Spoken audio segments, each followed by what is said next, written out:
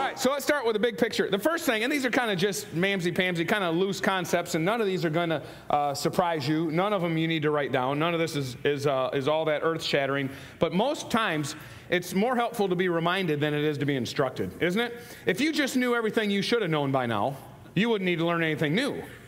If you just knew everything you've already forgotten, you wouldn't need much more new. But the problem is there's a lot you didn't learn that you should have learned, a lot you did learn that you don't keep. Can you guys think this fast, or should I slow down?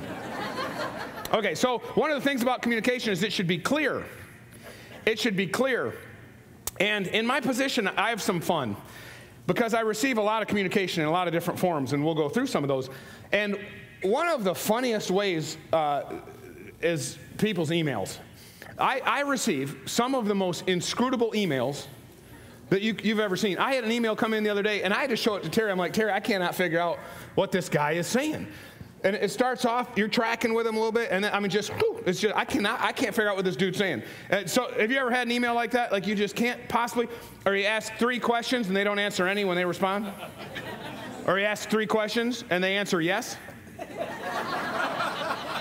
Right? How many have experienced this kind of email black hole, right? So be clear. Number 2, communicate often. Here's the truth. We tend to have the tightest bonds and the biggest respect for people that we have proximity with. We have proximity with.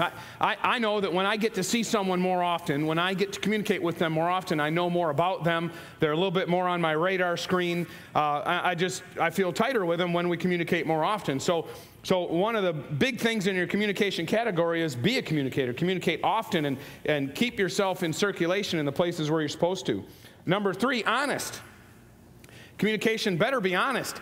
If it's not, because if people can't trust what you say, you're going to have a very interesting life. Have you ever met a pathological liar? Anybody ever? Now, if you're sitting next to one, just lie and act like you're not. I tell you, if you're going to be a liar, you better have a really good memory. It's like one of my favorite sayings is, if you're dumb, you'd better be tough. If you're going to lie, you better have a good memory, because you got to spend your whole life trying to cover for what you covered, and you end up with this big cover, right? It's way easier just to be totally honest. Just be totally open-handed, clear-eyed, and honest in your communication, because you're going to do it. You're going to be clear. You're going to do it often, and keeping it honest is the easiest way to do it. Just honest, open communication. People need to be able to trust what you say. Communicate consistently. Especially in your professional life, communicate consistently. People need to know that you're there. They need to know what you represent. They need to know that you're on message, that you're consistent with what you're supposed to be doing. And be professional, but fun. To me, professional doesn't have to mean not fun. I think there can be fun within almost any boundaries, because proper communication should carry a heavy dose of your personality without going too far. It ought to carry a heavy dose of who you are. And you don't have to be scared to have fun in communication. Now, if you're getting sued and you need to provide a response to an inquiry for discovery or something, that's probably not the time to be cracking jokes in your email. But you know what I'm saying, within bounds.